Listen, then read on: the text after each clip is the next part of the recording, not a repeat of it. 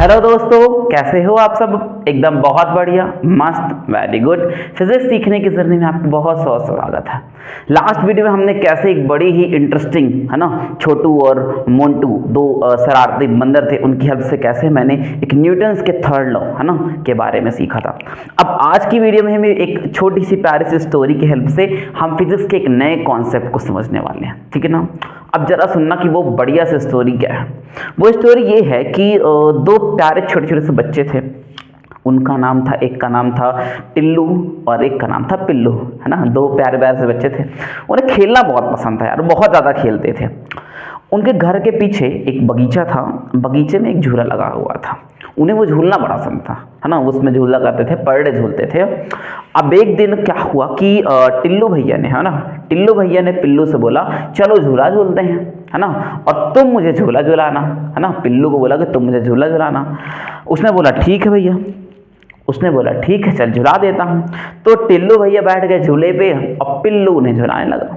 पिल्लू उन्हें झुलाने लगा, धीरे से धक्का देता, झूला झूलता रहता, है ना। थोड़ा और तेज धक्का दिया, झूला झूलने लगा। अब टिल्लू भैया को तो बड़ा मजा आ रहा था झूला झूलने में। टिल्लू ने बोला पिल्लू से, पिल्लू और जोर से झुलाओ। पिल्लू ने बोला ठीक है भैया, और जोर से झुलाते हैं। पिल्लू उसे और जोर से झुलाने लगा। टिल्लू को और मजा आ रहा था। टिल्लू ने बोला पिल्लू और जोर से झुलाओ। पिल्लू बोला जरूर भाई, और जोर से झुलाना हो। तो पिल्लू ने क्या किया, उसे जोर से धक्का दिया। अब जोर से धक्का दिया तो टिल्लू का झूला जो था वो बहुत ऊपर गया, है ना। अब जब वो झूला लौट करके आया तो उसने पिल्लू को जोर से धक्का दिया और पिल्लू जा करके गिर गया पीछे, है ना। और जैसे ही गिरा तो टिल्लू जोर से हंसने लगा, अरे भाई गिर गया। पिल्लू को आई गुस्सा, पिल्लू हो गया खड़ा, है ना। बोला यार मैं गिरा कैसे यार, है ना। उसने पूछा बाकी सब तो ठीक है यार, कि मैं गिरा कैसे। टिल्लू जोर से हंस रहा था। बोला तुझे नहीं पता कैसे गिरा यार। बोला नहीं पता यार, तूने जो फिजिक्स का एक बढ़िया सा कॉन्सेप्ट है ना, कंजर्वेशन ऑफ मोमेंटम, उसकी वजह से गिरा। वो बोला क्या बोला तूने, कंजर्वेशन मोमेंटम, ये है क्या चीज। हाँ, तो बोला कि कंजर्वेशन ऑफ मोमेंटम ये बोलता है, टिल्लू ने समझाया कि कंजर्वेशन ऑफ मोमेंटम फिजिक्स का एक बहुत ही बढ़िया सा कॉन्सेप्ट है ना, उसी की वजह से तूने गिरा यहाँ पे।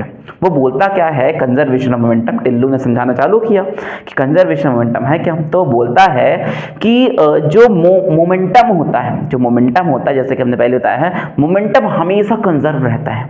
कंजर्व रहने का मतलब क्या हो गया कि एक्शन के पहले, है ना, और एक्शन के बाद, है ना, मोमेंटम हमेशा कंजर्व मतलब सेफ रहता है।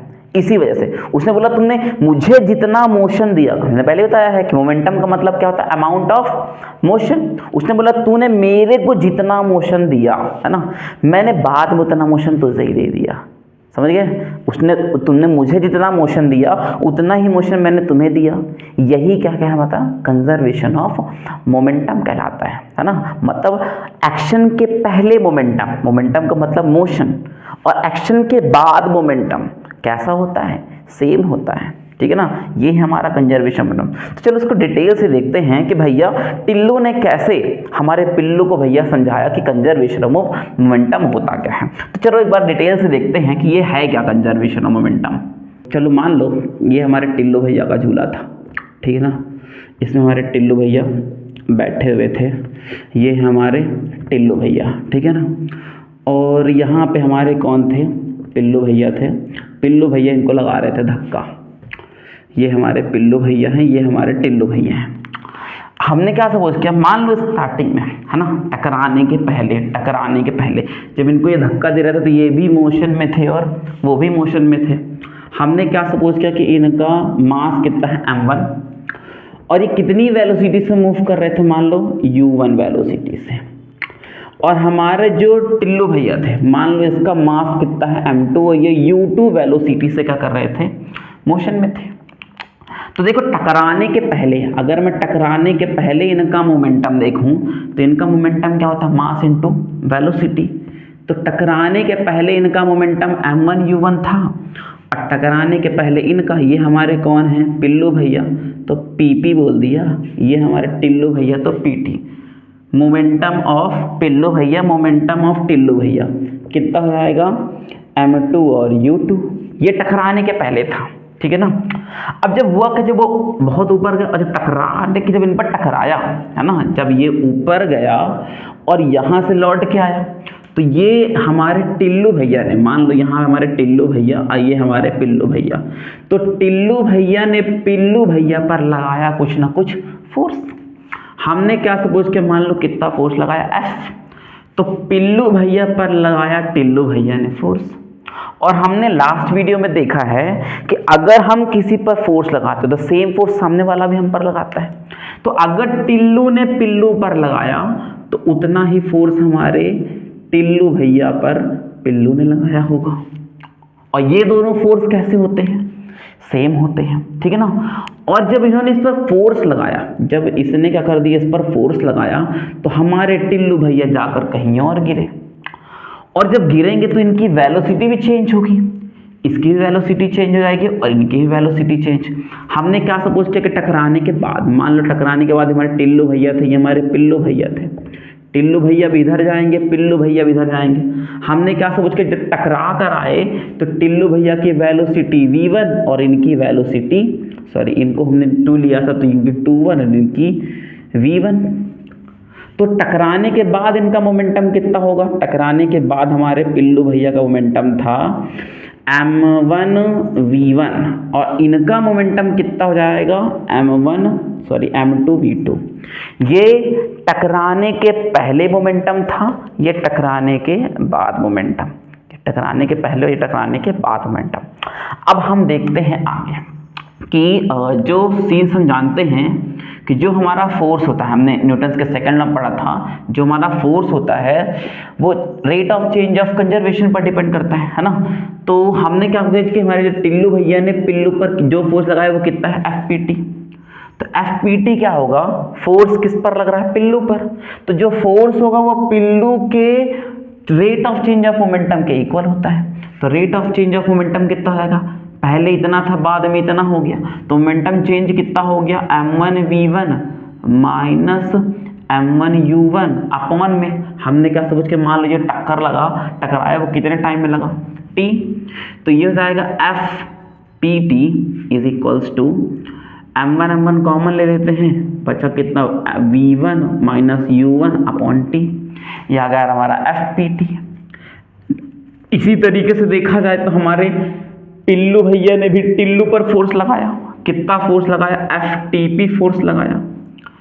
एफटीपी जो होगा rate of change of momentum, तो रेट ऑफ पहले मोमेंटम इतना था बाद मोमेंटम इतना हो गया, तो मोमेंटम में चेंज आ गया m2 v2 minus m2 u2 upon में t।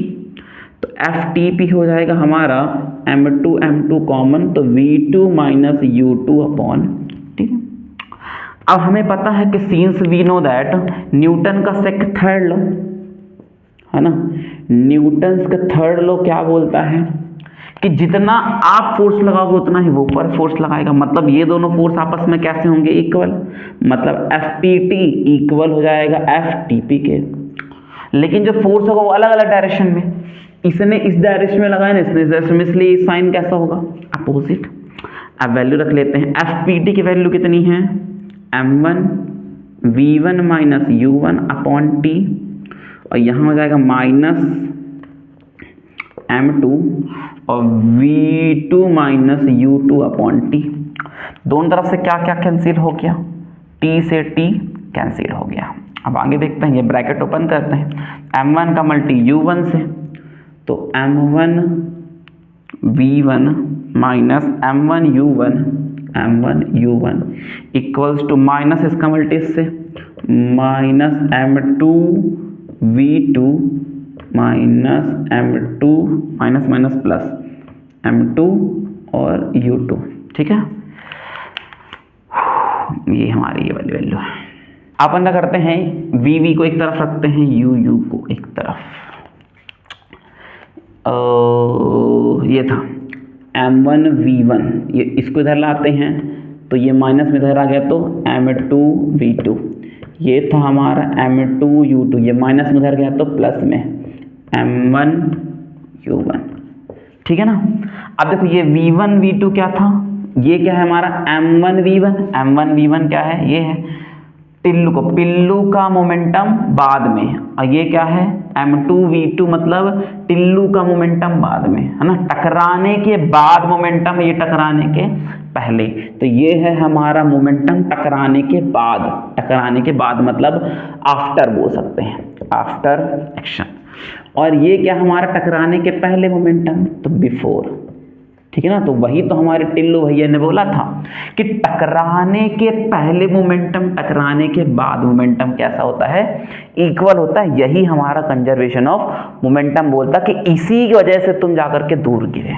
तो इस तरीके से हमने देखा कि कैसे हमारे टिल्लू और पिल्लू भैया ने हमें एक बढ़िया सा कॉन्सेप्ट कंजर्वेशन ऑफ मोमेंटम समझाया। ठीक है, थैंक यू, वेरी गुड।